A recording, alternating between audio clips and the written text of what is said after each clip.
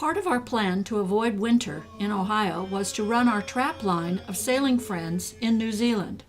George and Marima live in Auckland.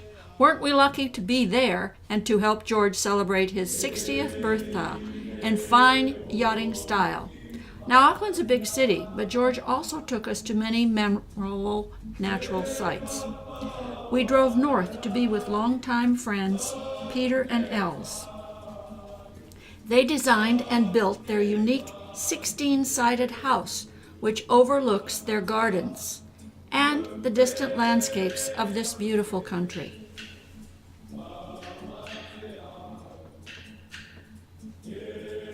Hiking together gave us a chance to catch up with our many years of separation.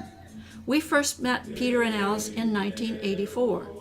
Nature trails took us through forest and along lovely streams into the nearby town of Whangarei. Some gigantic pieces of rock sculpture grace the shores along the town's yacht basin. Whangarei is a longtime favorite hangout for yachties, like our friends George and Ellen, who moor their boat there. George and Ellen took us to the weekly farmers market. What a difference from the markets that we had so recently visited in Fiji. We gathered all the freshly gathered produce back to their lovely house for a feast. Driving north again, we took a ferry across a portion of the Bay of Islands to the little town of Russell.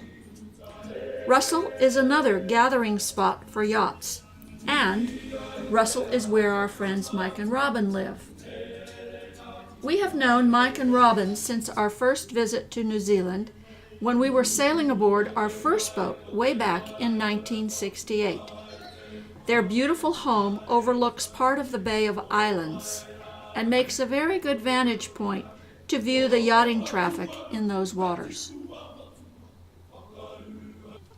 Mike and Robin took us out to the Waitangi Treaty Grounds. This historic site marked the 1840 signing of peace between Maori tribes and British settlers.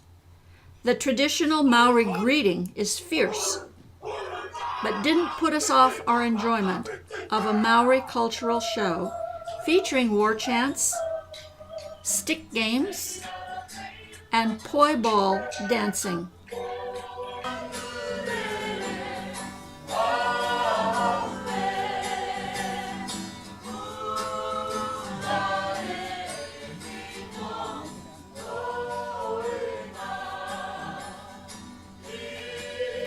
On the grounds are two of the world's largest war canoes. They are 35 meters long, with 76 paddlers, and they are made from impressively huge kauri wood logs.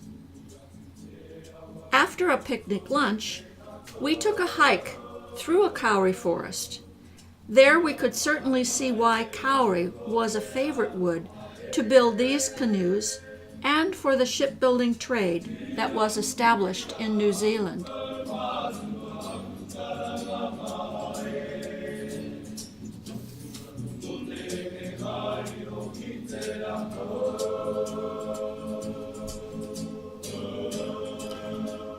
Then it was time to return to Auckland, where we boarded the celebrity cruise ship Infinity for a 12-day cruise of New Zealand waters.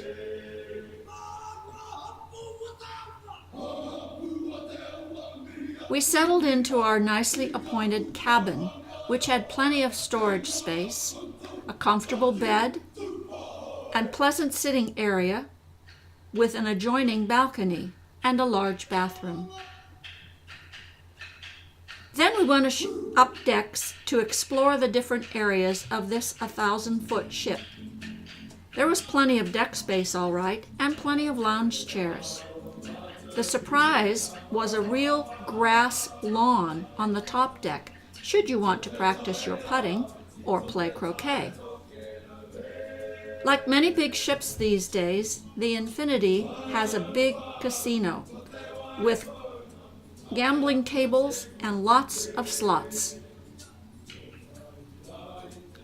And, of course, plenty of dining areas for 24-hour eating if you wanted to.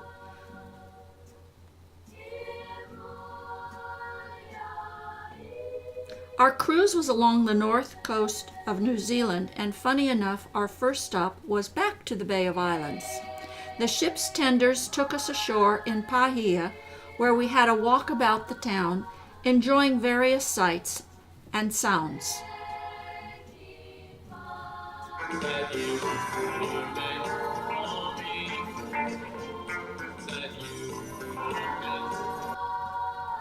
Then it was back to sea for us and some sailboats. I think it was our second night aboard that Al and I were presented with a special cake to celebrate our 50th wedding anniversary. We returned to our cabin for complimentary champagne and best wishes from our stewards. One morning, we were offered a tour of the galley area. How fascinating to see the chefs in action and the plates of goodies ready for dispersal. Frequent cooking demonstrations were also held on the ship, with displays of some of the dishes from the different restaurants.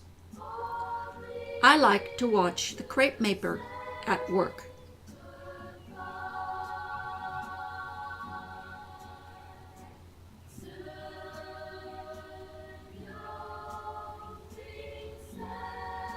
And you could sample his product. A pizza bar always had tempting slices on hand, as did the sandwich station, or various fruit selections, and there were several enormous salad bars.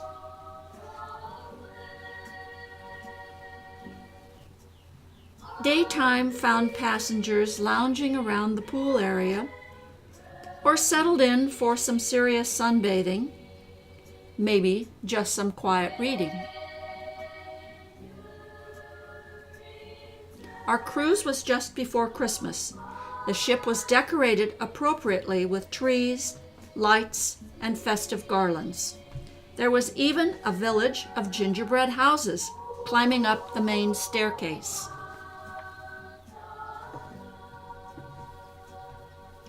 Good weather gave us splendid views of the peaceful New Zealand shoreline.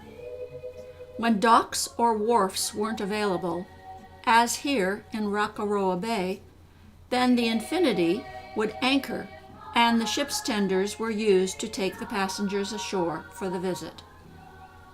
Akaroa is a lovely little town. We liked the message on the church. We also liked the Kauri wood interior, the pipe organ, and the stained glass windows. The many holiday houses had gardens brimming with vibrant summer blooms. In the larger port cities where we called, the ship would be met by tugboats and guided into its position at the docks. Dunedin was the last city in New Zealand as we sailed southward. We walked around the city center, flanked by a cathedral and some municipal buildings. We visited a lovely old train station.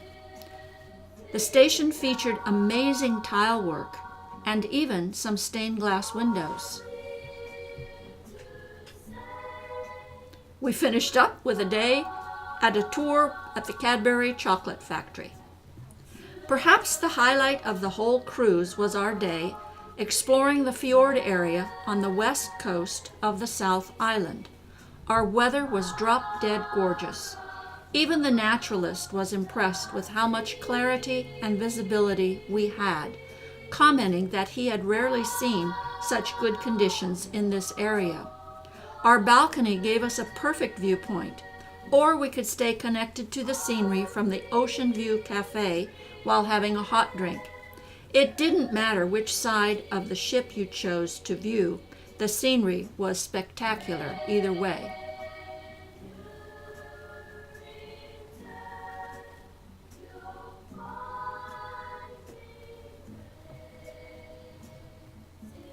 We visited Doubtful Sound, Dusky Sound, and Milford Sound.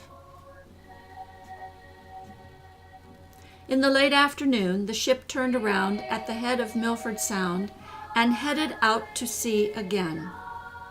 We carried fine weather with us for the 36-hour crossing of the Tasman Sea. Our destination was Tasmania. Harbor tugs brought us into the city of Hobart. This delightful city spreads itself around the water's edge and climbs up the hills behind the harbor. We had a commanding view of all of this from the top of Mount Wellington, as well as a personally guided tour by our good friend John, who lives near Hobart. He is very active in the boating activities there, so we spent an interesting time in the historical part of the harbor as well. Then another peaceful crossing, this time going across Bass Strait. Our final destination was Sydney, Australia. The early morning glow on the Opera House signaled an end to this remarkable cruise.